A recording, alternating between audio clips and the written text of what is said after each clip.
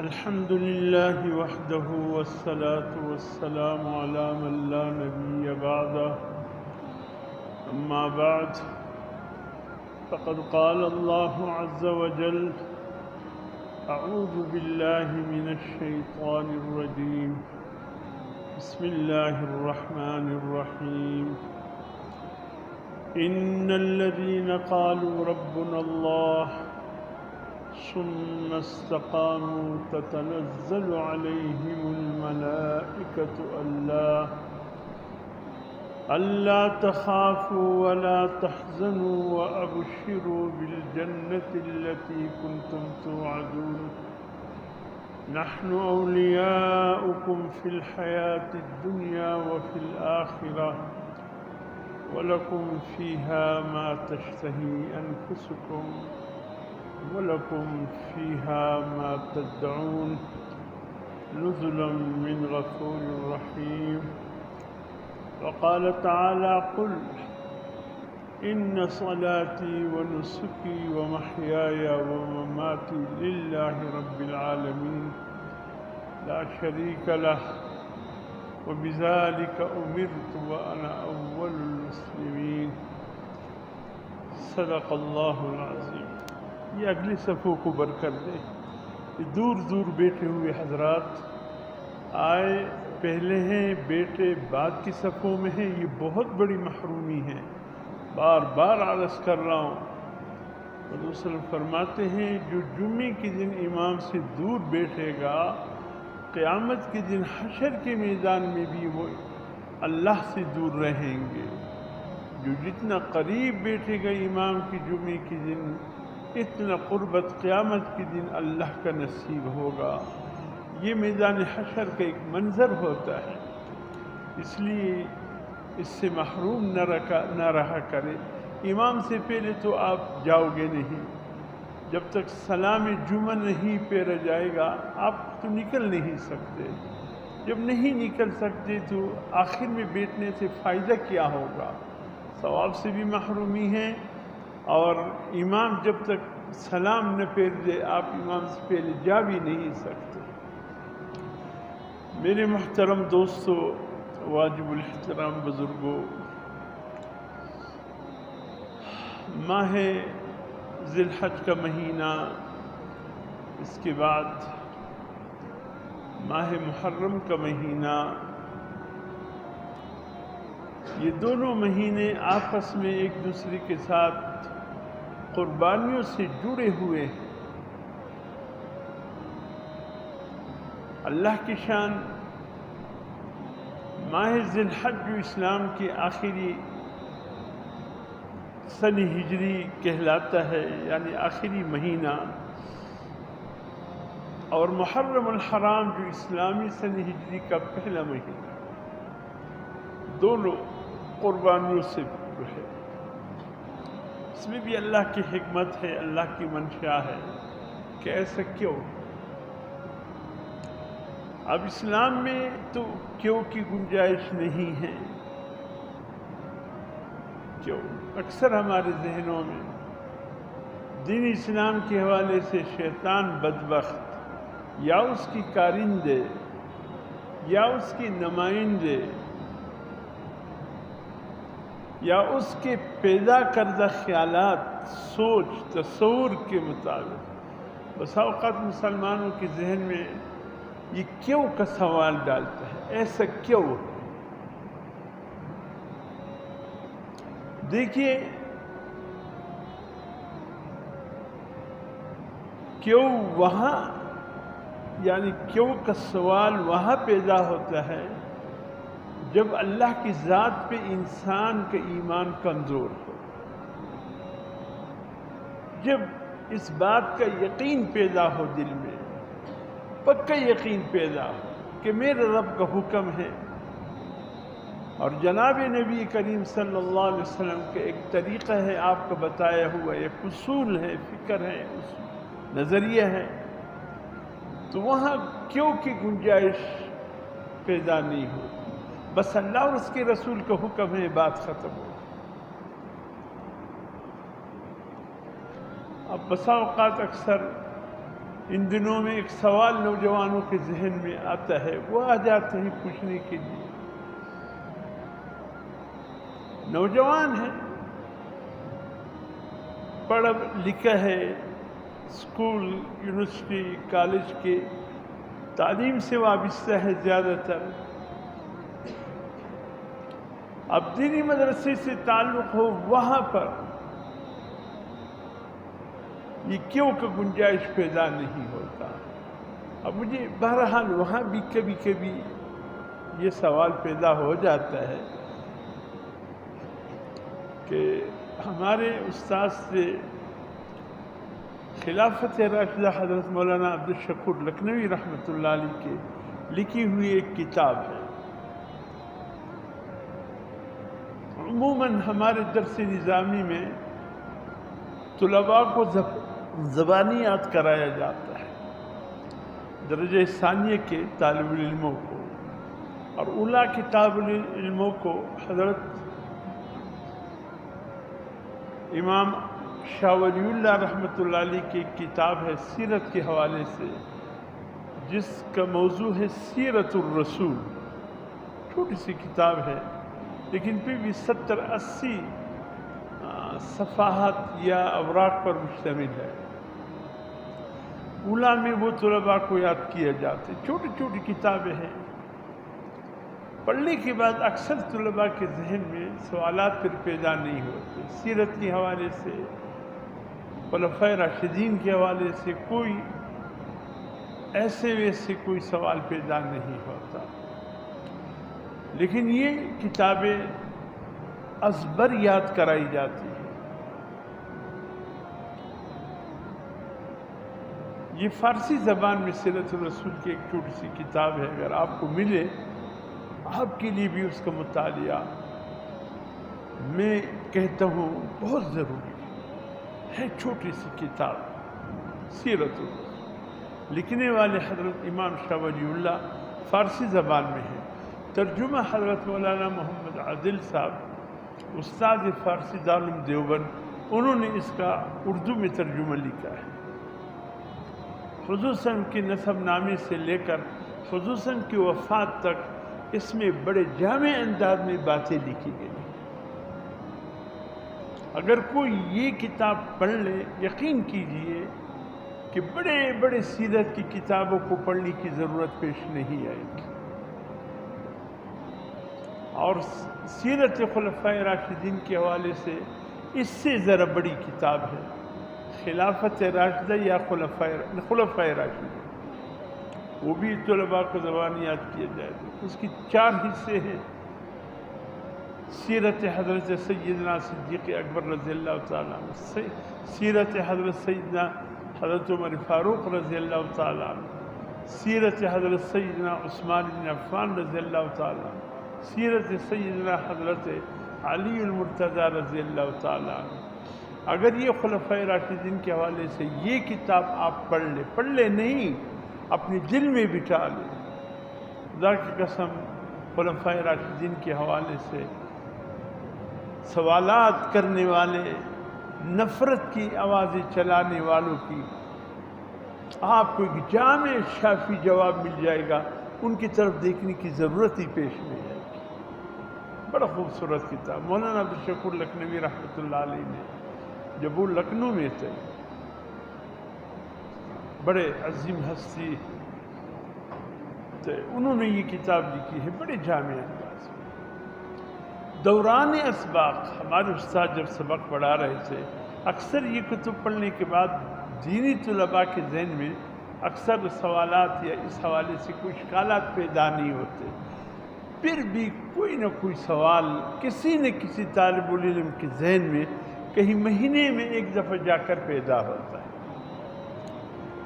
مجھے آج بھی یاد ہے، یہ غالباً 1973-74 کی بات میں کر رہا ہوں، ایسا لگتا ہے جیسے کل کی بات ہو۔ یہ دونوں کتابیں ہم نے اس وقت 73-74 میں زبانی پڑھی ہیں، الحمدللہ مجھے آج بھی یاد ہے۔ ان سعادت بزور بازو نیس، یہ محض اللہ کا فضل ہے۔ ایک طالب علم نے بڑے عجیب انداز سے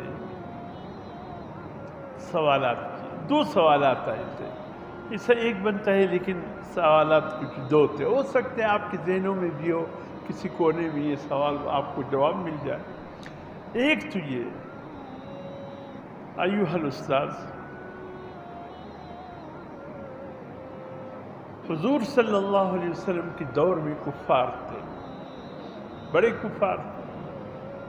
حضور صلی اللہ علیہ وسلم سے بدر میں بھی لڑے، احد میں بھی لڑے، احزاب میں بھی لڑے، فتح مکہ کے حوالے سے بھی کفار کی طرف سے رہے، حنین میں بھی کفار کی نمائندگی کی۔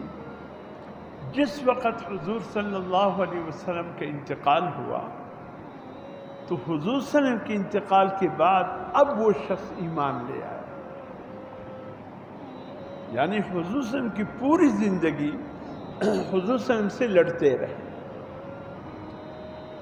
اب ایمان تو لے آیا لیکن حضور صلی اللہ علیہ وسلم کے انتقال کے بعد اب اس شخص کو ہم صحابی کہیں گے یا نہیں؟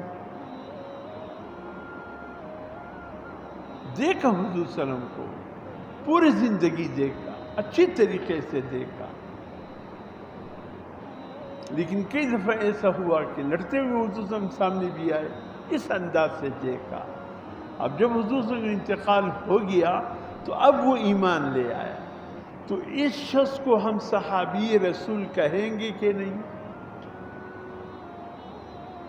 ایک سوال اسوہ صحابہ، ایک کتاب ہے صحابہ کرام کے حیات کے حوالے سے لکھنے والے حضرت مولانا مفتی عبدالسلام چاٹگامی رحمۃ اللہ علیہ، چاٹگام بنگلہ دیش کے بہت بڑے عالم دین، بہت زبردست، انہوں نے اسوہ صحابہ ایک کتاب لکھی صحابہ کرام کی زندگی پہ، چھوٹی ہے مگر بڑی زبردست۔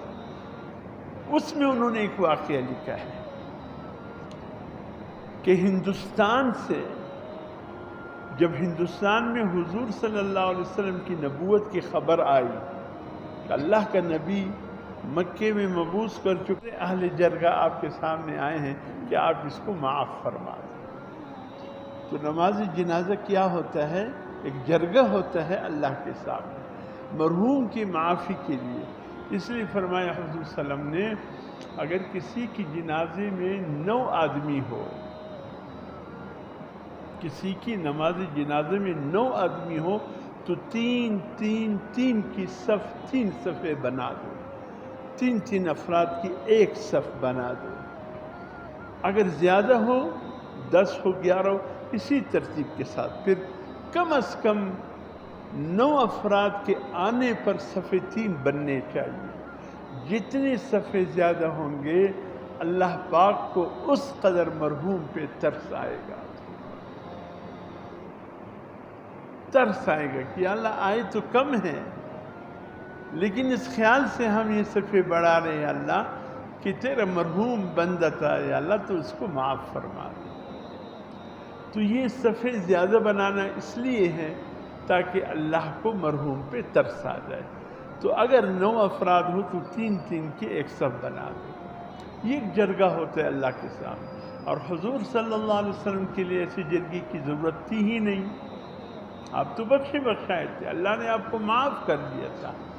ہوتا یہ تھا کہ حجر عائشہ، سبحان اللہ، اللہ نے حضرت سیدہ عائشہ صدیقہ رضی اللہ تعالی عنہا کو کہ حجرے کو کیا مقام دیا ہے، زندگی بھی حضور صلی اللہ علیہ وسلم نے وہی گزاری، اسی حجر عائشہ میں حضور صلی اللہ علیہ وسلم کا نماز جنازہ ادا کیا گیا، اور اسی حجر عائشہ میں حضور صلی اللہ علیہ وسلم کی تدفین عمل میں لائی گئی۔ گنبد خضرا جس کو ہم اور آپ کہتے ہیں کہ یہ گنبد خضرا ہے، یہ گنبد خضرا خاص کر حضرت عائشہ صدیقہ رضی اللہ تعالی عنہا کے حجر اقدس کے اوپر بن گیا۔ بہت بڑی سعادت اللہ نے نصیب فرمائی۔ جو کہتے ہیں ان کو کہنے دو، ہمارے لیے وہی سعادت کافی ہے جو اللہ نے اس عظیم عورت کو عطا فرمایا۔ بس ہم نے قرآن کو دیکھتے ہیں، اللہ کے فرمان کو دیکھنے اور حقیقت ہمیں کیا بتلا رہا ہے ہم نے یہی دیکھنا ہے۔ تو 10 افراد حضور صلی اللہ علیہ وسلم کے حجر عائشہ میں، یعنی حجر عائشہ میں اتنی گنجائش تھی کہ 10 جاتے صلاۃ و سلام پیش کرتے درود شریف کی شکل میں، وہ واپس آتے، پھر 10 جاتے، پھر وہ صلاۃ و سلام پیش کرتے، وہ نکل، سب سے پہلے فرشتوں کی آمد ہوئی، اس کے بعد پھر انسانوں کے، مردوں کی، جتنے بھی جوان تھے بوڑھے تھے ان سب نے 10 کے حساب سے حضور صلی اللہ علیہ وسلم کے صلاۃ و سلام پیش کیا۔ اس کے بعد پھر خواتین کی باری آئی، خواتین نے 10 خواتین کی تعداد میں باپردہ ہو کر حضور صلی اللہ علیہ وسلم کے اس انداز سے نماز جنازہ ادا فرمایا کہ صلاۃ و سلام پیش کیا، درود شریف۔ اور اس کے بعد بچوں کی باری آئی، پھر جتنے مدینے کے آس پاس کے بچے جمع ہو گئے تھے 10 کی تعداد میں، پھر ان بچوں نے حضور صلی اللہ علیہ وسلم پر صلاۃ و سلام پیش کیا۔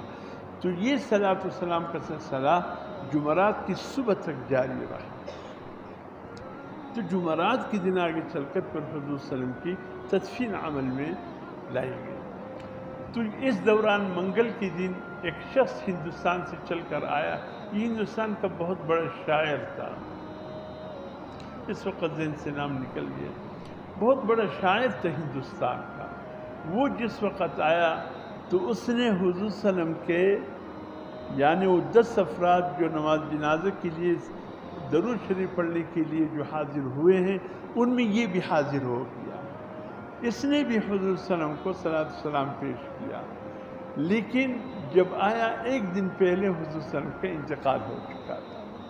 اب یہ شخص صحابی ہے کہ نہیں، دیکھا حضور صلی اللہ علیہ وسلم کو ایمان کی حالت میں دیکھا، لیکن اس وقت دیکھا جب حضور صلی اللہ علیہ وسلم اس چارپائی پر تھے جس پر آپ کا جسد اطہر رکھا ہوا تھا۔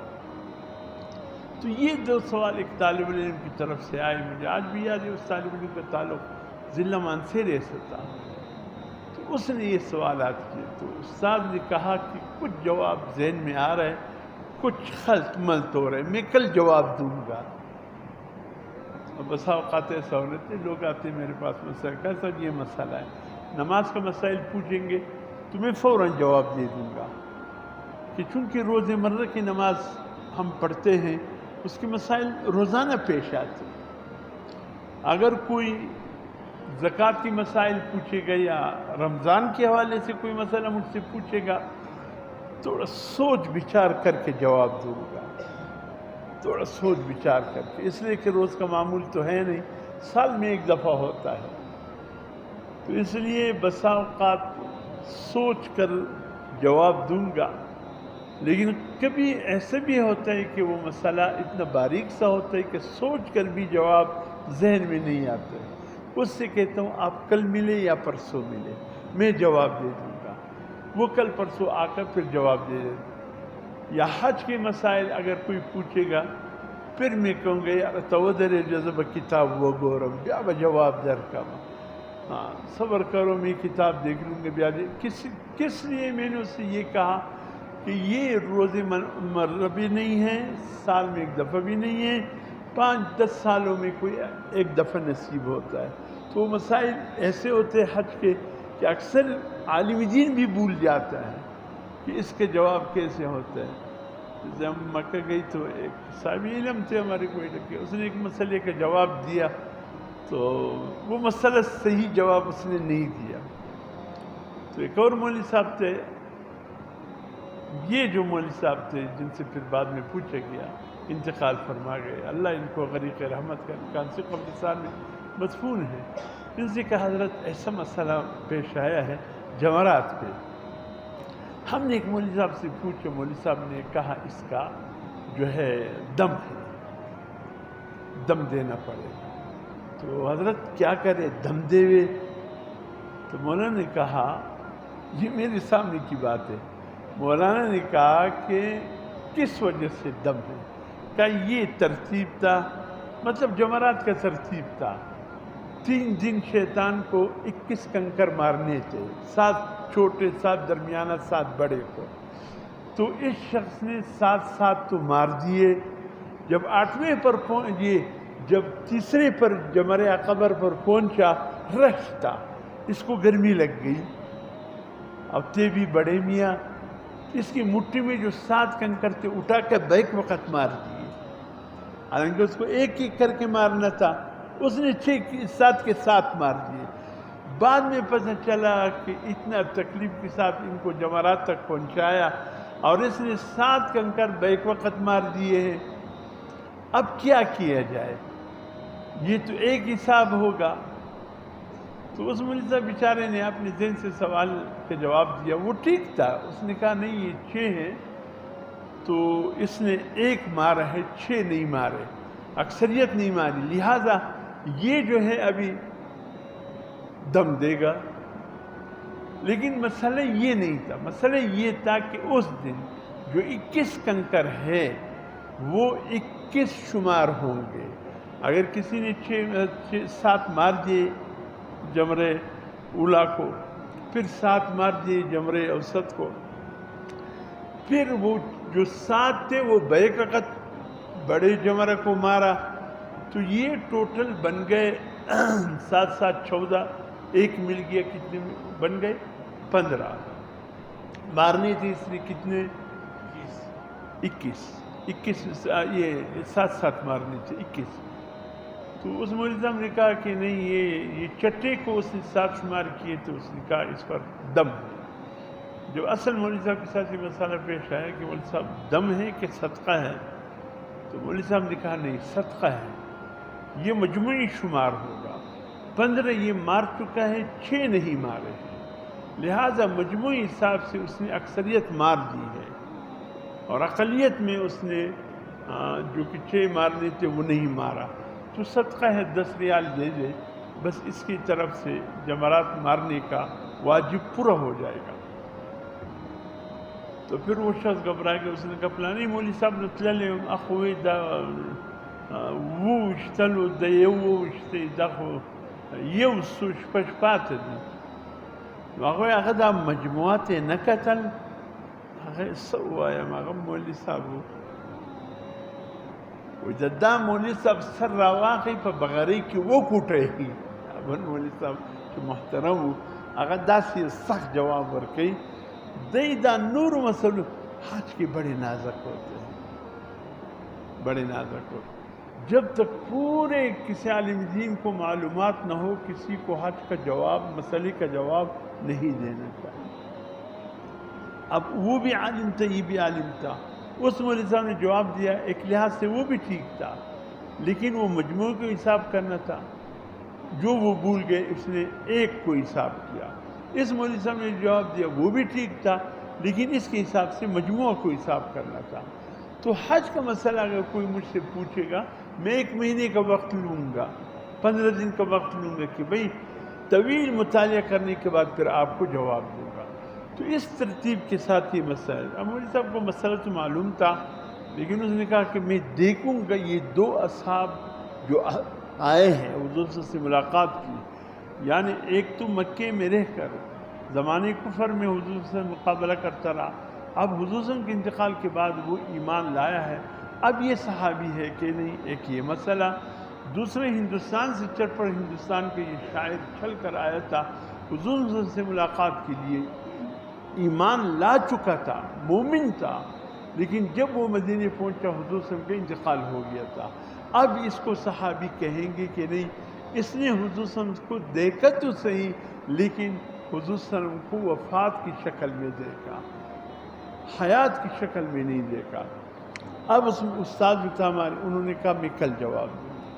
جب کل آیا تو انہوں نے آ کر کہا جی مسئلے کا جواب یہ ہے کہ دونوں تابعی ہیں، دونوں کو صحابی رسول نہیں کہا جائے گا، اس لیے کہ ایمان کی حالت میں حضور صلی اللہ علیہ وسلم سے بات کرنا، ایمان کی حالت میں حضور صلی اللہ علیہ وسلم سے ہم کلام ہونا، ایمان کی حالت میں حضور صلی اللہ علیہ وسلم سے ہاتھ ملانا، صحابی ہونے کے لیے یہ شرط۔ تو وہ ہندوستان کا شاعر تو آیا، مومن تھا، حضور صلی اللہ علیہ وسلم کو وفات کے بعد دیکھا، لیکن ایمان کی حالت میں تو تھا، لیکن ہاتھ نہیں ملا سکا۔ یہ دوسرا پورا زمانے کفر میں گزارا، حالت کفر میں گزارا، لیکن جب حضور کا انتقال ہو گیا اب ایمان لایا، لیکن ایمان کی حالت میں اس نے حضور صلی اللہ علیہ وسلم سے ملاقات نہیں کی، ہاتھ نہیں ملایا، لہٰذا اس کو تابعی کہا جائے گا، صحابی نہیں کہا جائے گا۔ یہ چھوٹے چھوٹے باریک مسائل ہوتے کبھی، تو اس لیے میرے محترم دوستو، اکثر اوقات یہ مسائل جو نازک سے اٹھتے، اول تو اٹھنے نہیں چاہیے، لیکن بسا اوقات طلباء، خاص کر ہمارے کالج یونیورسٹی کے طلباء کے ذہن میں مثلا ایک دفعہ ایک آیا، ابھی کی بات، کہا قاری صاحب یہ 5 وقت کی نماز ہے، میں نے کہا جی 5 وقت کی نماز ہے، 5 فرض ہے، میں نے کہا جی 5 فرض ہے۔ کہا تو پھر مغرب، عشاء اور فجر میں تلاوت بلند آواز سے کیوں ہے، اور ظہر اور عصر میں آہستہ نماز پڑھنے کا حکم کیوں؟ اب ذہن میں تو آیا، میں نے اس کو سمجھا دیا کہ دیکھو کیوں کا جواب ہم یہاں نہیں دیتے ہیں، ہم صرف اللہ اور اس کے رسول کا حکم بتاتے ہیں کہ اللہ کا فرمان کیا ہے، حضور صلی اللہ علیہ وسلم کا حکم کیا ہے، طریقہ کیا ہے، ہم یہ بتاتے ہیں۔ کیوں کا جواب ہمارے پاس اس لیے نہیں ہے کہ شریعت نے کیوں کا جواب نہیں بتایا۔ میں نے کہا کہ آپ کے ذہن میں یہ اشکال کیسے آیا؟ کہا بس امتحان کے دوران ایک چھوٹا سا سوال کی شکل میں یہ بات آئی تھی، اس وقت سے یہ ذہن میں بات بیٹھی۔ چلے میں کہتا ہوں آپ چونکہ آپ بھی تعلیم حاصل کر رہے ہیں اور آپ کے ذہن میں یہ اشکال نہ رہے، اس لیے میں آپ کو آپ کی کیوں کا جواب دوں، لیکن ذہن میں یہ رکھو کہ دین اسلام میں کیوں کا جواب نہیں ہے۔ پہلی بات یہ ہے کہ جب حضور صلی اللہ علیہ وسلم نماز پڑھا کرتے تھے بیت اللہ شریف میں، ہوتا یہ تھا کہ 5 کی 5 نمازوں میں تلاوت بلند آواز سے تھی، فجر میں بھی، ظہر میں بھی، عصر، عشاء، اسی طریقے سے مغرب، یہ 5 کی نمازوں میں تلاوت بلند آواز سے کی جاتی تھی۔ اور جب حضور صلی اللہ علیہ وسلم نماز پڑھاتے، تلاوت بلند آواز سے رکھتے تو کفار کی طرف سے پتھر برسائے جاتے، سیٹیاں اور ہاتھ کی تالیاں بجائے جاتے، اور حضور صلی اللہ علیہ وسلم کی نماز میں بہت زیادہ صحابہ کرام کو بھی تکلیف پیش آتا، حضور صلی اللہ علیہ وسلم کو بھی تکلیف پیش آتا۔ اب کیا کیا جائے؟ اللہ پاک کی طرف سے حکم آیا کہ قُلِ ادْعُوا اللَّهَ أَوِ ادْعُوا الرَّحْمَٰنَ أَيَّمَّا تَدْعُوا فَلَهُ الْأَسْمَاءُ الْحُسْنَىٰ وَلَا تَجْهَرْ بِصَلَاتِكَ وَلَا تُخَافِتْ بِهَا وَاتَّبِعْ بَيْنَ ذَلِكَ سَبِيلًا۔ اے میرے حبیب وسلم، 5 نمازیں پڑھاتے وقت نہ آواز کو بلند رکھے، نہ آواز کو پست رکھے، ان دونوں کے بیچ میں آپ راستہ ڈھونڈے تاکہ کفار کی طرف سے آپ کو تکلیف نہ ہو۔ اس میں آپ راستہ ڈھونڈے کن نمازوں میں آپ کو تکلیف ہے، وہاں نماز آہستہ ادا کرو، جن نمازوں میں تکلیف نہیں ہے وہاں آواز میں اپنی تلاوت کو بلند رکھو۔ حضور صلی اللہ علیہ وسلم نے دیکھا کہ فجر کے وقت کفار مدہوش ہوتے تھے، سوئے ہوئے، کوئی بھی جگہ نہیں ہوتا تھا، مسلمان احسن طریقے سے فجر کی نماز ادا کر سکتے تھے، تو فجر میں آواز کو بلند رکھا گیا، زور میں سب جمع ہوتے۔ اب یہاں جب حضور صلی اللہ علیہ وسلم نماز پڑھا سے بلند آواز سے کفار کی طرف سے یعنی مزاحمت کا سامنا ہوتا، تکلیف ہوتی، حضور صلی اللہ علیہ وسلم نے ظہر کی نماز میں آواز کو پست رکھا، آہستہ رکھا۔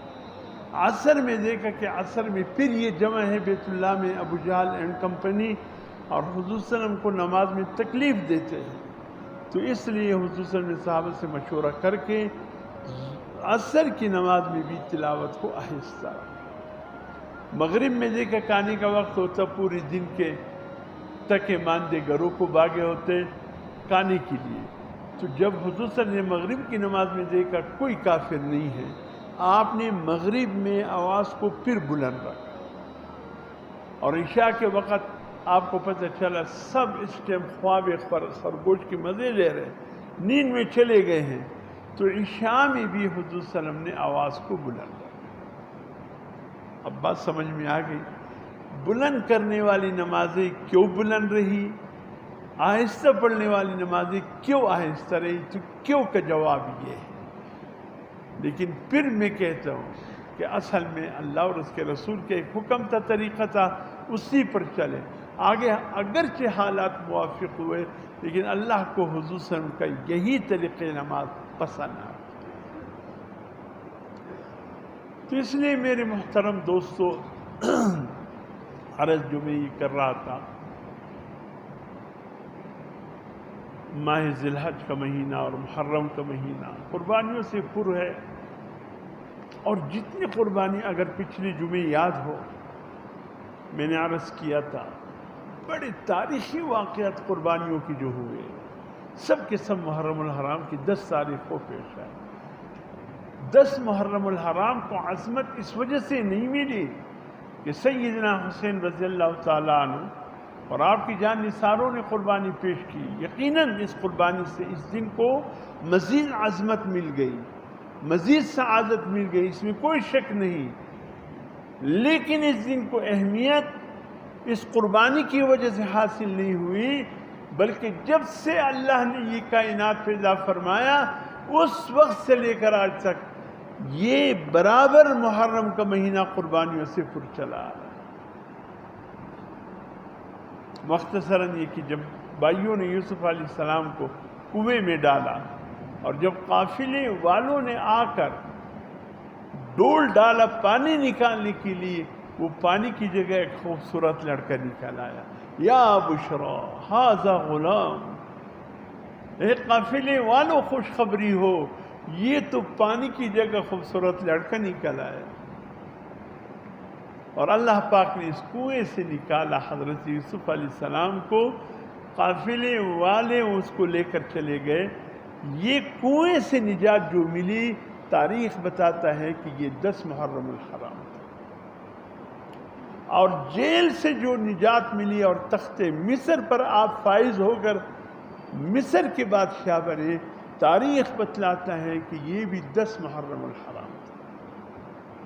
حضرت ابراہیم علیہ السلام کو جو سخت قربانیوں سے گزرنا پڑا، وہ آگ جن شعلوں میں نمرود بدبخت نے ڈالا، حضرت ابراہیم علیہ السلام پر شعلے گل گلزار ہوئے اور اللہ پاک کا حکم آیا، یا نار کونی بردا وسلاما علی ابراہیم وارادوا بہ کیدا فجعلناہم الاخسرین.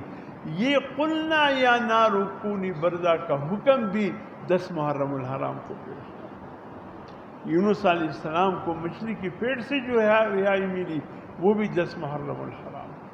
یہ تمام واقعات موسیٰ علیہ السلام کے بحیر قلزم کو پار کر جانا، فرعون کے بما لشکر کے بحر قلزم میں دریا برز ہو جانا، یہ 10 محرم الحرام. یہ تمام واقعات اس محرم کی 10 تاریخ کو پیش. پھر اس کو مزید عظمت جو مل گئی حضرت سیدنا حسین رضی اللہ تعالیٰ عنہ کے یادگار اور عظیم قربانی سے بھی. لیکن ہمارے لیے میں نے عرض کیا، حضور نے وہی طریقہ جو حضور نے ہمیں بنایا. تاریخ اسلام شہادتوں سے پر ہے. یقین کیجئے آپ تاریخ حضور کی سیرت پڑھے، حیرت میں ڈوب جاؤ گے. یا اللہ، یہ نازک بدن، یہ عظیم ہستی، یہ پاکیزہ ہستی، ان کو بھی اتنی قربانیوں سے گزرنا پڑا. کبھی شعب ابی طالب میں، کبھی طائف کے سفر میں، کبھی بدر میں کھڑے ہیں تو کبھی احد میں کھڑے نظر آتے ہیں. اتنی حضور صلی اللہ علیہ وسلم پر کثرت کے ساتھ قربانیاں آئی ہیں جس کا کوئی اندازہ نہیں کر سکتا. اللہ نے بتایا کہ دین اسلام کا تقاضا قربانیوں کا ہے. اللہ کے اولو العزم نبیوں نے قربانی دی. حضرت عمر فاروق کی وہ دعا، اے اللہ تیری راہ میں شہادت کی موت مانگتا ہوں. حضرت عبداللہ ابن جہش کی وہ دعا، اور حضرت سعد بن وقاص کی وہ دعا. وقت کی تنگی ہو رہی ہے، کس انداز سے حضرت عبداللہ ابن جہش نے دعا مانگی. عبداللہ ابن جہش کون ہے؟ حضرت زینب بنت جہش کی بائی ہیں. حضرت زینب بنت جہش کون ہیں؟ حضور صلی اللہ علیہ وسلم کی رفیق حیات ہے. تو عبداللہ ابن جہش حضور صلی اللہ علیہ وسلم کے کیا ہوئے؟ سالے ہو گئے رشتے میں. اور احد کے میدان میں ان کی قربانی، ان کی دعا، بالکل جہاں آپ گیٹ کے سامنے احد کے میدان میں جہاں یہ 3 قبر نمایاں ہے حضرت حمزہ، حضرت عبداللہ ابن جہش، ایک اور صحابی رسول ہے، بیچ کی قبر حضرت عبداللہ ابن جہش کی ہے۔ یہ حضرت حمزہ کی پاؤں کی طرف جو قبر ہے یہ حضرت عبداللہ ابن جہش کی قبر ہے۔ کس انداز سے وہ ٹکڑے ٹکڑے ہو گئے۔ سعد بن وقاص فرماتے ہیں میں نے عبداللہ بن جہش سے، عبداللہ تو نے کیوں ایسی دعا مانگی کہ یا اللہ تیری راہ میں ٹکڑے ٹکڑے ہو جاؤ؟ تو عبداللہ بن جہش نے کہا ہے میرے بھائی سعد، اس لیے میں نے یہ دعا مانگی کل جب اللہ کے حضور پیش ہوں، اللہ مجھ سے کہے کہ عبداللہ تیری یہ حالت کیوں ہو گئی، کیوں ٹکڑے ٹکڑے ہو کر میرے پاس آ رہے ہو، میں کہوں یا اللہ تیری دین کی عظمت کے لیے اس سے بڑھ کر اور کیا ہو سکتا ہے۔ صحابہ کرام کی قربانیاں، احد کی قربانی، ایک ایک کو یاد کرو آپ حیرت میں ڈوب جاؤ گے۔ تو ہمارے لیے شہید ہونا قابل ماتم نہیں، قابل فخر ہے۔ اللہ رب العزت ان عظیم شہداء کے راستے پر چلنے کی توفیق نصیب فرمائے اور شہادت کا جذبہ رکھے۔ حضور صلی اللہ علیہ وسلم فرماتے ہیں جس کے دل میں شہید ہونے کا جذبہ نہ ہو اور اسی حالت میں وہ دنیا سے انتقال کرے، وہ یاد رکھے کہ اس کی موت منافق کی ایک قسم، منافقت کی ایک قسم ہے، اس پر اس کی موت آئی۔ اپنے دل میں جذبہ رکھو، صحابہ کرام جیسے جذبہ رکھو، خلفائے راشدین جیسے جذبہ رکھو، یہی جذبہ آگے چل کر آپ کے کام آئے گا۔ بہت خوبصورت جذبہ ہے، اللہ رب العزت ایسے جذبات ہمیں نصیب فرمائے۔ پچھلے دنوں باجوڑ میں کیسے دیندار مسلمانوں پر کن ظالم درندوں نے ایسا حملہ کیا کہ ٹکڑے ٹکڑے ہو گئے، احد کی یاد تازہ کر دی۔ بہرحال ہماری سیاست سے کیا لینا دینا، لیکن جو ہوا غلط ہو، جس نے بھی کیا انتہائی ایسے غلط حرکت کی کہ اللہ کرنے والوں کو، ان کے سہولت کاروں کو، ان کے ساتھ دینے والوں کو اللہ دائمی فی النار میں اس کی جگہ بنا دے ان بدبختوں کو، اور جو ناحق شہید ہو گئے اللہ ان کی درجے مزید بلند فرمائے۔ سب دیندار مسلمان تھے، یقیناً اس سے بھی دل دکھتا ہے، لیکن کیا کر سکتے ہیں، تاریخ اسلام اسی قسم کی جذبات سے پر ہم دیکھتے ہیں۔ اللہ پاک ہمیں ایسے عظیم ہستیوں کی اتباع نصیب فرمائے۔ سنتیں پڑھ لیجیے۔